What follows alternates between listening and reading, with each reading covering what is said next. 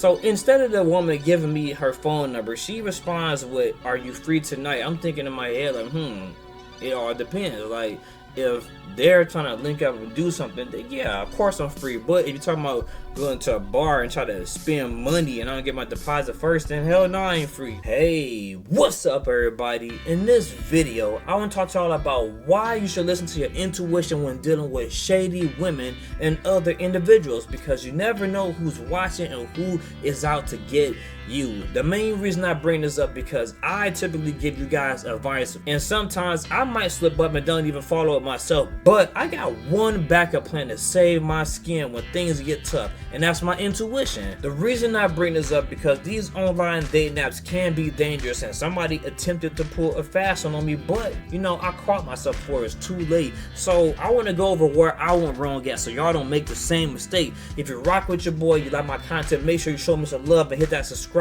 button. Of all the women I've matched with on dating apps, I've never had a woman send me a winking emoji, so this one caught me off guard.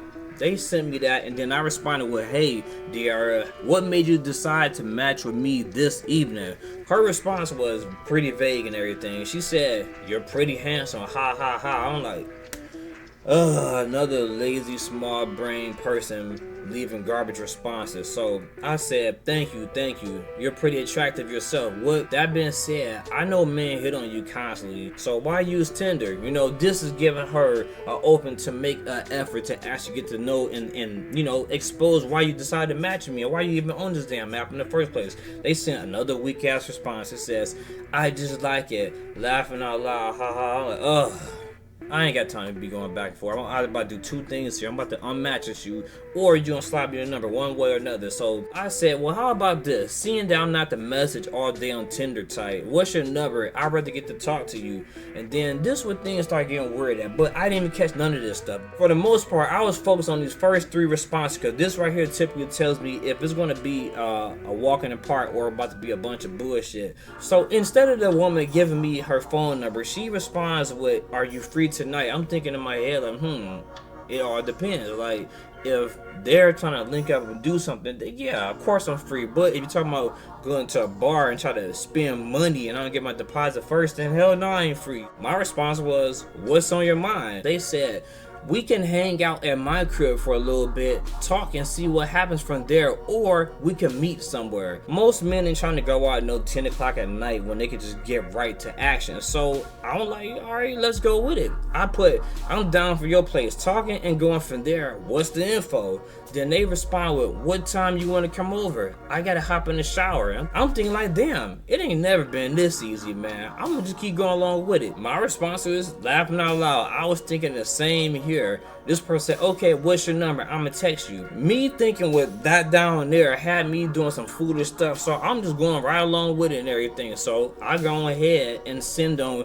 the number and everything, and they said, "Okay, I'm about to text you." After I sent that information, this is when I start wondering like, dang man, why did they not send me the phone number when I asked them the first time? But at the same time, you asked me for mine. I'm like, man, maybe I shouldn't have done that. So after texting back and forth on the phone for a little bit, the person sent me the address, and then this is when everything hit me like a tidal wave. I'm like, you know what?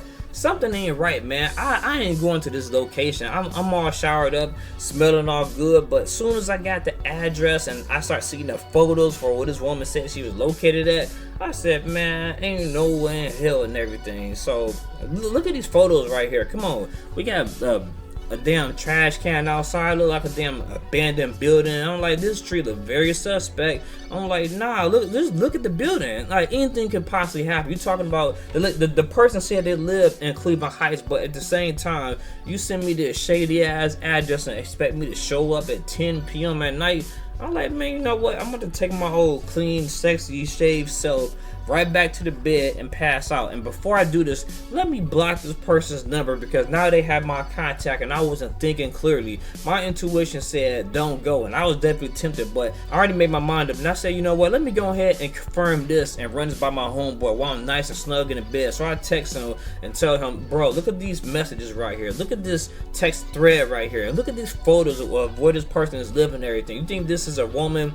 And then he said probably is, but at the same time, you better not show up. I said, bro, I'm already on it. And then that's when I started thinking about what I be teaching y'all and everything. I went back to the text thread and I went all the way from the top, and I noticed the way this person is texting is not the way that women text at all. If you look at how dumb the responses sound, how vague it sounds, either it's a very dense, dingy woman, or more than likely it was a guy this whole time pretending to be a woman. And they probably got a couple different dudes like this. They probably show up at the house real thirsty, real eager to get laid, and when they get there, they get robbed. I'm like, nah, you're not about to add me to the list of victims. Like, the vague responses are there. This is how men text. This is not how women typically text a guy. I don't care how, you know, much she really likes you and everything. Women don't text like this. This is some guy type of text. And so more and more I read this, I start feeling like, nah, this is a guy trying to set me up on a payday. So they think they about to just get a nice little come up because I accidentally put something in my profile that shouldn't have been in there in the first place, and that was my vehicle,